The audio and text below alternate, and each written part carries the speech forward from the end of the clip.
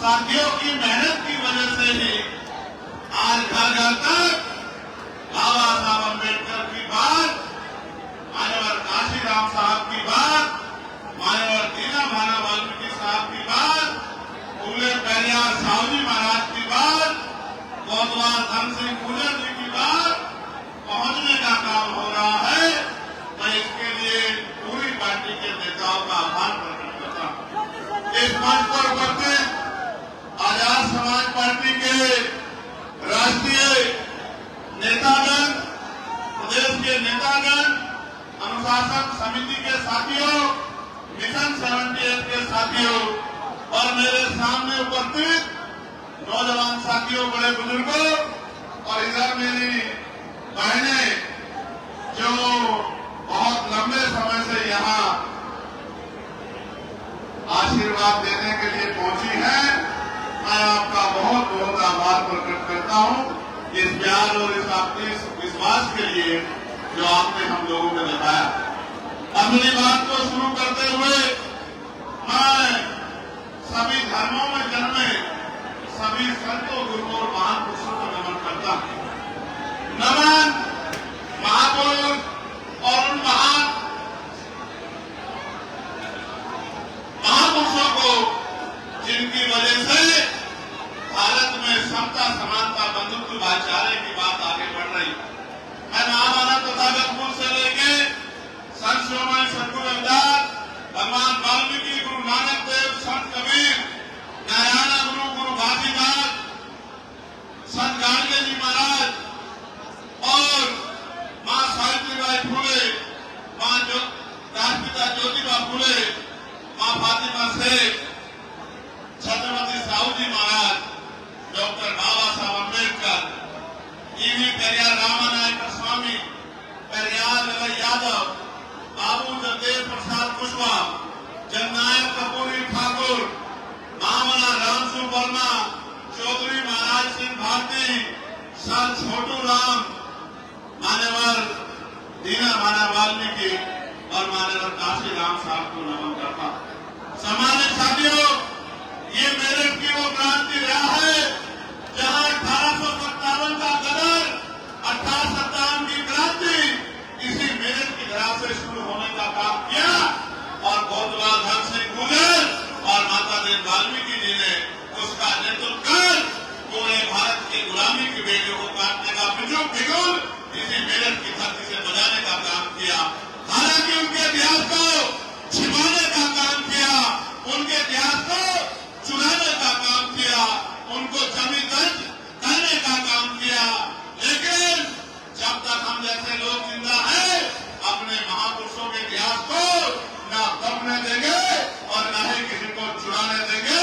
महापुरुषों के इतिहास को हर घर पहुंचाने का काम करेंगे। जिन कोतवाल सिंह, धन सिंह गुर्जर को, इनके इतिहास को, उनके बलिदान को, मेरठ के संघर्ष को दबाने का काम किया, आपके भाई ने पार्लियामेंट में उसे महापुरुष जिसने बलिदान का इतिहास लिखा, कोतवाल धन सिंह गुर्जर के लिए भारत रत्न देने की मांग की और गुर्जर रेजिमेंट को बहाल करने की, गुर्जर रेजिमेंट को बनाने की मांग की। ये मांग मैंने क्यों की, इस बात को मैं आपको आगे बताऊंगा। सामान्य साथियों, नौजवानों का जो जनसंग्राम में देखना, मैं मानता हूं उनको कोई आंधी तूफान नहीं रोक सकता है, उनको कोई गर्मी नहीं रोक सकती है, उनको कोई सर्दी नहीं रोक सकती है। आज भीम आर्मी के संघर्ष से जो स्वाभिमान की ज्वाला उनके अंदर धड़क रही है, वो दिन दूर नहीं कि ये स्वाभिमान की ज्वाला बड़े बड़े सत्ताधारियों का तख्ता पलट करके रख देगी, वो दिन अब दूर नहीं है। आज का दिन भी मेरे लिए बहुत गौरवान्वित दिन है। आज के दिन जहां एक तरफ सरकार मेरे खून से होली खेल के मेरा एनकाउंटर करना चाहती थी, लेकिन आज ही के दिन 2017 में 21 मई में आप लोगों ने मेरे हाथ मजबूत करके और दिल्ली में बताने का काम किया था। आज भी 21 मई है, आज 21 मई 2025 है और वो 21 मई 2017 था जहां आपने केंद्र की ओर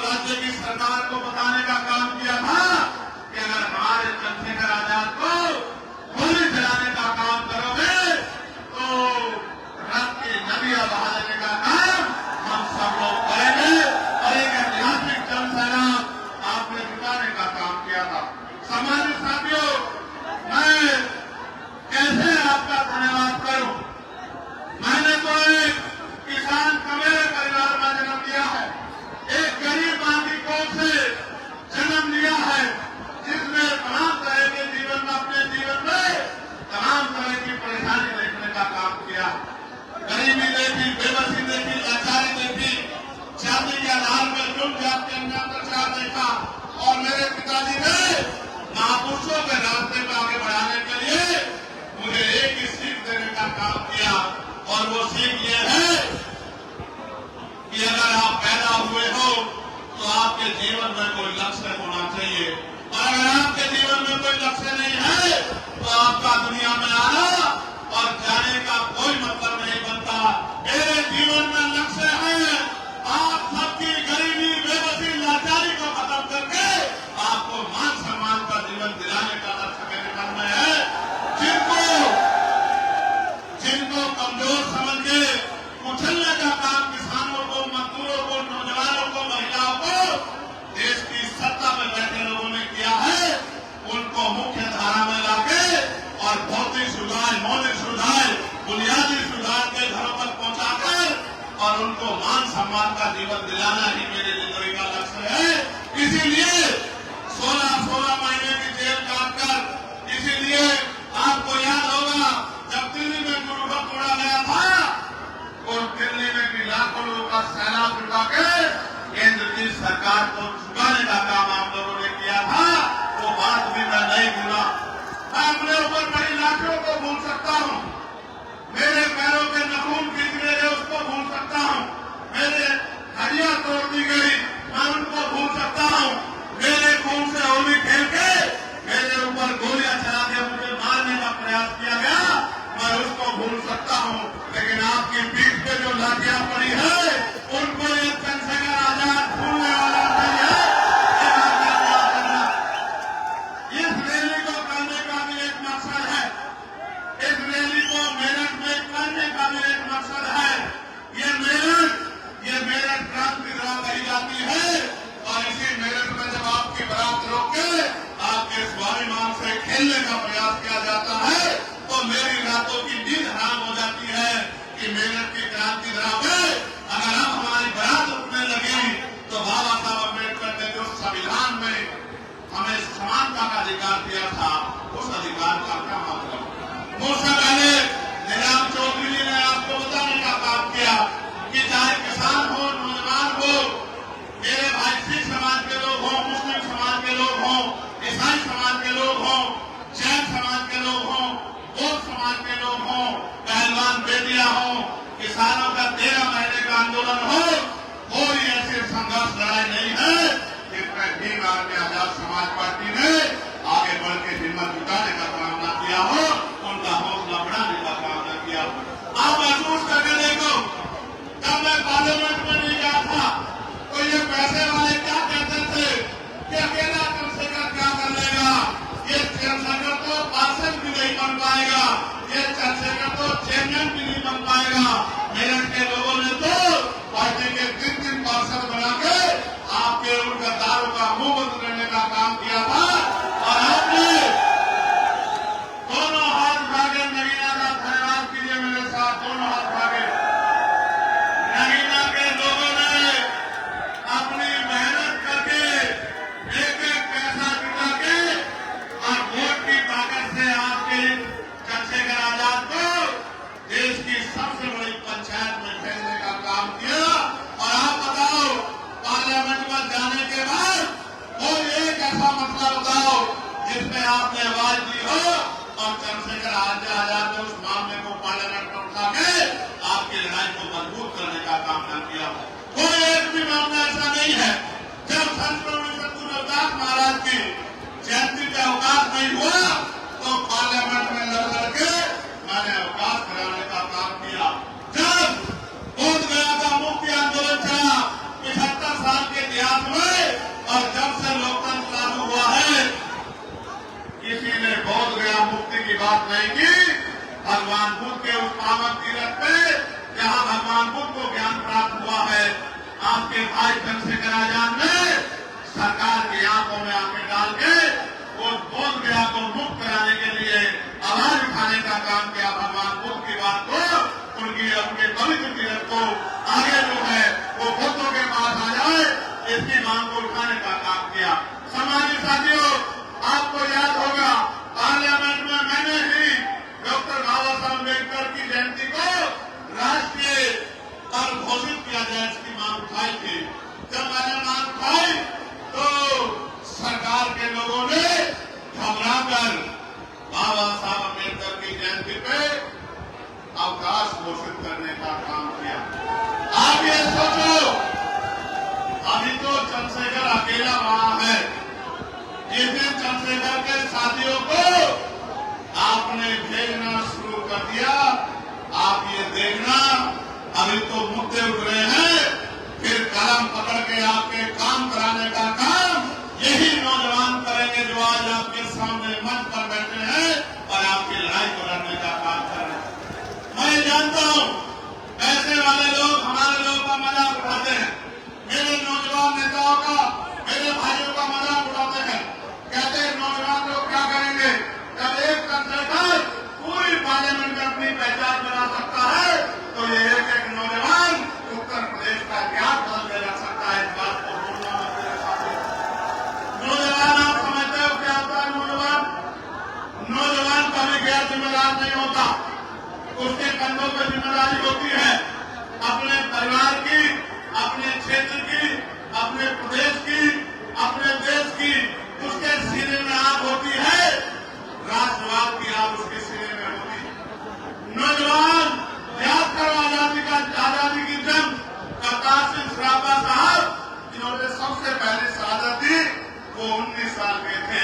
शहीद आजम सरदार भगत सिंह 23 साल के थे, जिन्होंने मातृभूमि की रक्षा के लिए प्राणों का बलिदान कर दिया।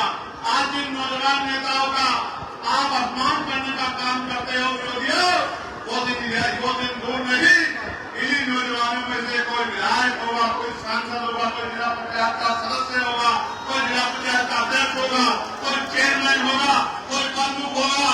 एक दिन जनता ने जिस तरह मेरे सर पे हाथ रखा है, मेरी बात पे पहरा देके इनके सरों पे हाथ रख दिया, वो दिन दूर नहीं कि इन गरीबों की तरफ आग उठाने वाला ज्यादा दिन तक चैन की जिंदगी नहीं जी पाएगा। उसको मिट्टी में मिलाने का काम आपकी संवैधानिक ताकत करेगी। मेरी बात को आप याद रखना। अब वो समय बदल गया है, समय बदल गया। हालांकि आप ये भी समझो हमारी लड़ाई धर्म की नहीं है। सरकार झूठे राष्ट्रवाद की बात करती है। अगर ये भारत अखंड भारत बना है तो सम्राट अशोक के समय में बना है, जब इसकी सीमाएं अफगानिस्तान तक थी, ईरान तक थी। अगर ये दोबारा कभी अखंड भारत बना है तो ये डॉक्टर बाबा साहब अम्बेडकर के संविधान की वजह से बना है, जो संविधान आपको और मुझे बराबरी का अधिकार देता। सामान्य साथियों, जिसे जिसे ये विरोधी गिराने का काम करेंगे उसका हाथ पकड़ के हम उनको उठाने का काम करेंगे।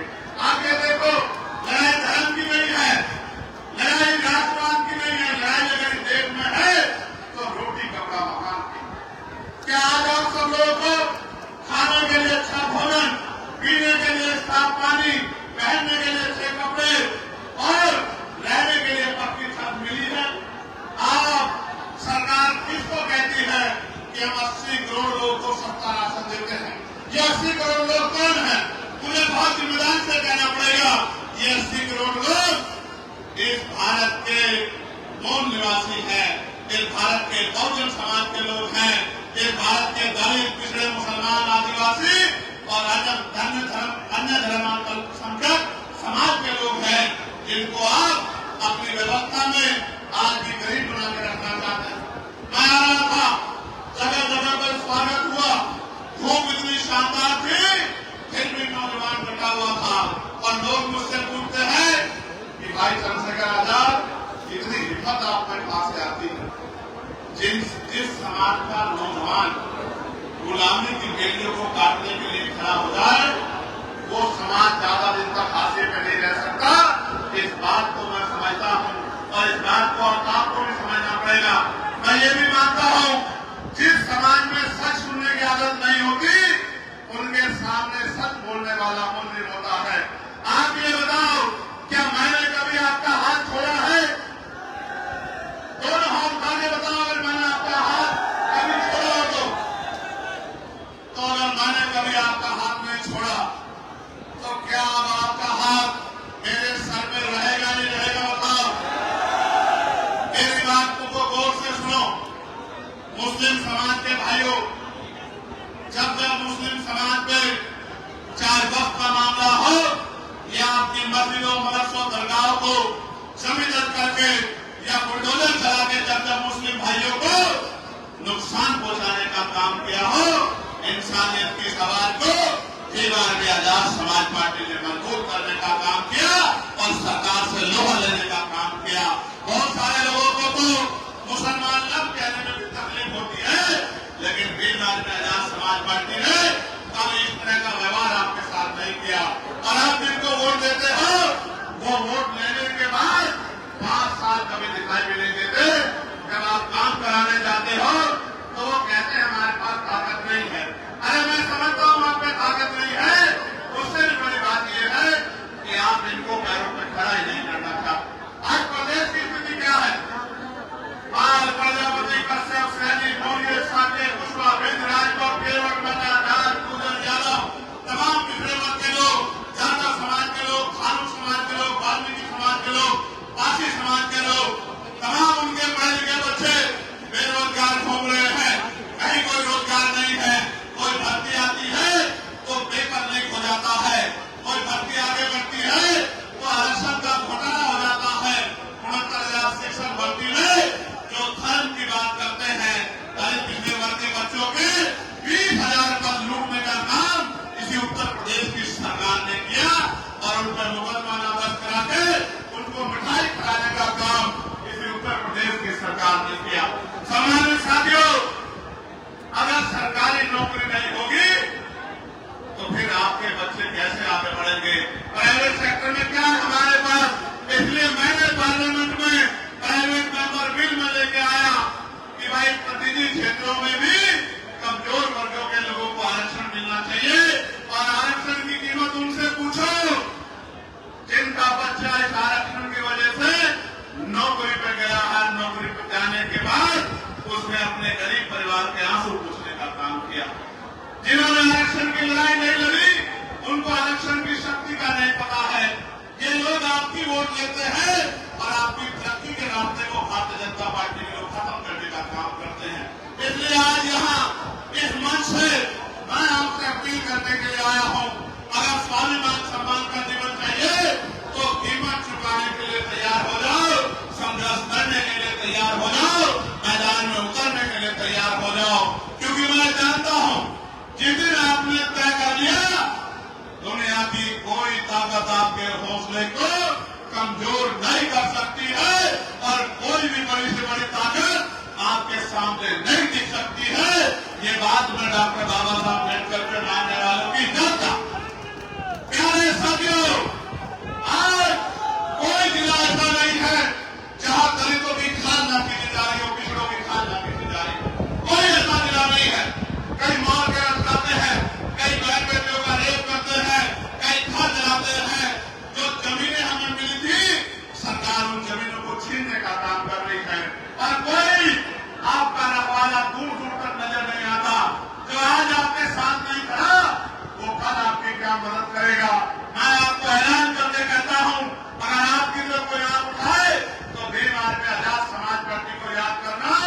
ये सब लोग आपके सम्मान में, आपके सम्मान में और आपकी ताकत को बढ़ाने के लिए क्योंकि मैं ये भी जानता हूं, मैंने ये सुना है कि मेरठ जिसके साथ होता है उत्तर प्रदेश और केंद्र में उसी की बात गलती है।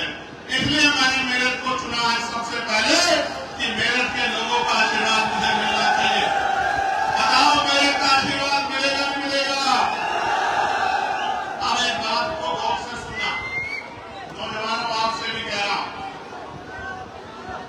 बहुत तमन्नाएं लेके हम लोग संघर्ष में कि बुनियादी सुविधा मिले, रोटी कपड़ा मकान मिले, नौजवानों को रोजगार मिले, महंगाई और तमाम तरह की परेशानियां खत्म हो।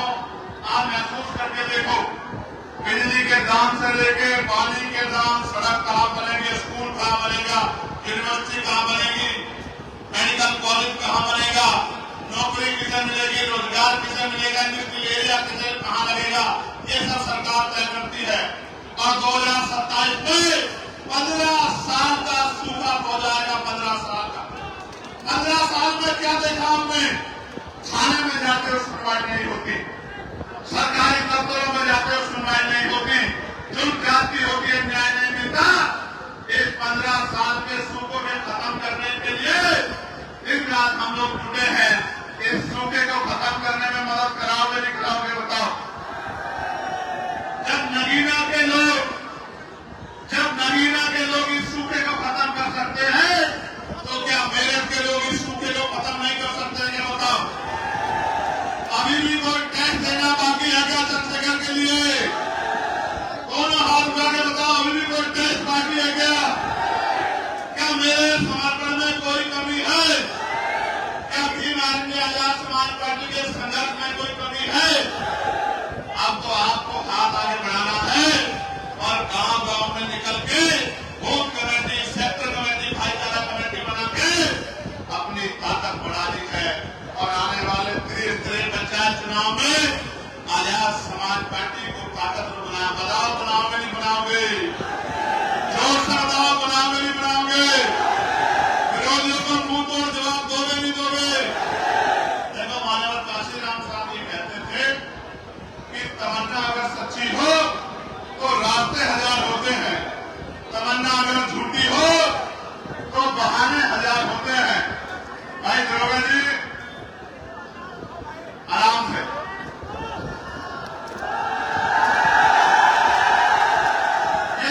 ये गरीब लोग, इनका नेता गरीबों का मैं, अमीरों के नेताओं को फर्क नहीं पड़ता, लेकिन मुझे इनकी आंसुओं से फर्क पड़ता।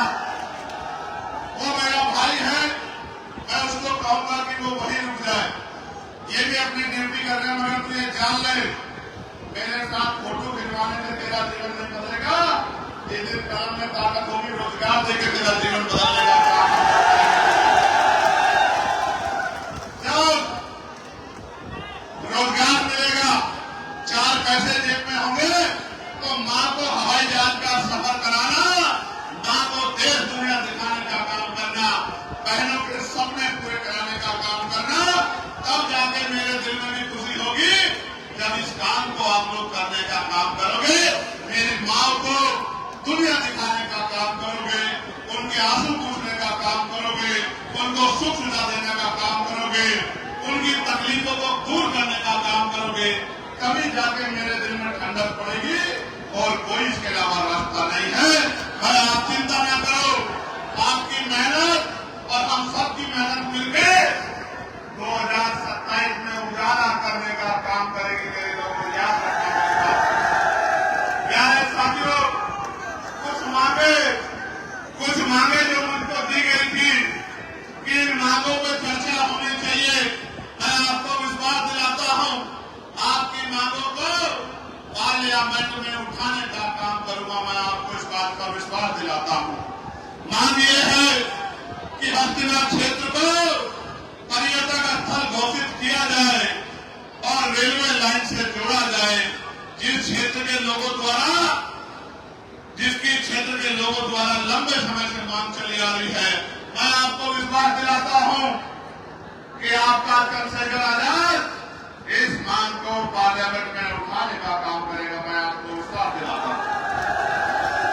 आपकी मांग है शहीद धन सिंह कोतवाल जी को भारत रत्न दिया जाए की मांग आपने की है। मैं इस मांग को पार्लियामेंट में उठाने का काम करूंगा। मैं आपको विश्वास दिलाता हूं। और आपने ये भी मांग की है कि भारतीय सेना में गुजर रेजिमेंट बनाई जाए। आपकी इस मांग को भी मैं पार्लियामेंट में उठा चुका हूं। अभी राजकाज हम पे नहीं है, वरना हम इसको पूरी भी कर देते। मेरी बात को याद है। आपकी ये भी मांग है कि मान्यवर साहब काशीराम जी को भारत रत्न से सम्मानित किया जाए। मैं इस बात को भी जोर शोर से पार्लियामेंट में उठाने का काम करूंगा। और एक चीज देखिए आपने भाटी जी, जब मैं गुजर रेजिमेंट बनाने की मांग कर रहा हूं तो ये तमाम लोग ताली बजा के उसका स्वागत कर रहे हैं। इस बात को तोड़ने के लिए मेरे जाने के बाद ये चोटी का जोड़ लगाया जाएगा कि ये गुजर, पिछड़े, दलित समाज में, मुस्लिम समाज में एकता ना बन जाए। आप देखो इनका दिल कितना बड़ा है। बताओ गुजर रेजिमेंट बननी चाहिए नहीं करनी चाहिए? मैं सम्मानित साथियों, एक रेजिमेंट की मांग, जो जमात रेजिमेंट की मांग, वो बहुत पुरानी रेजिमेंट की, जानते हैं साथियों। मैं उसका इतिहास भी बता देता हूं, ऐसा नहीं कि मैं हवाई बात करता हूं वकील। ये एक ऐसी रेजिमेंट थी जिसने सेकेंड वर्ल्ड वॉर में बर्मा में जाके अपना लोहा मनवाने का काम किया था और बैटल ऑफ ऑनर लेने का काम किया था। अंग्रेजों ने रेजिमेंट को खत्म करने का काम किया, क्योंकि रेजिमेंट में आजाद हिंद फौज जो देश के लिए लड़ रही थी उनके खिलाफ लड़ने से मना कर दिया था। ये वफादार, राष्ट्रवादी और देश के प्यार करने वाली रेजिमेंट थी। मैं इस रेजिमेंट को बहाल करने की मांग भी पार्लियामेंट में उठा चुका हूं, क्योंकि मैं मानता हूं कि आज हमारा एक नौजवान देश की सेवा में योगदान देना चाहता है, बॉर्डर पे जाके दुश्मन को खून मिट्टी लगाना चाहता है। मैं इस बात को मानता हूं। मैं तो चाहता हूं हर किसान को मेरे की भारतीय सेना में पर्याप्त हिस्सेदारी होनी चाहिए। देश की शिक्षा और चिकित्सा एक समान की जानी चाहिए। इन दोनों मांगों को मैं पार्लियामेंट में उठा चुका हूं कि राष्ट्रपति हो या किसान मजदूर की संतान, सबको शिक्षा एक समान, सरकारी स्कूल में सबको पढ़ाओ और बेहतर से बेहतर शिक्षा दिलाओ, तो गरीब का बेटा भी पढ़ लिख के आगे बढ़ सके और शिक्षा रूपी हथियार का फायदा ले सके। और सरकारी हॉस्पिटल में भी सबको पर्याप्त इलाज मिले, प्राइवेट में जेब ना करे, टैक्स के नाम पे लूट ना हो, इसकी मांग भी मैं कर चुका हूं। देश में कर्मचारियों की ये मांग है कि पुरानी पेंशन बहाल की जाए। इसके लिए भी मैं कई बार पार्लियामेंट में बात उठा चुका हूं, लेकिन निगम में सरकार कर्मचारियों के दुख को नहीं समझती। नगर निगम में संविदा कर्मियों को नियमित किया जाए एवं देश में संविदा समाप्त की जाए।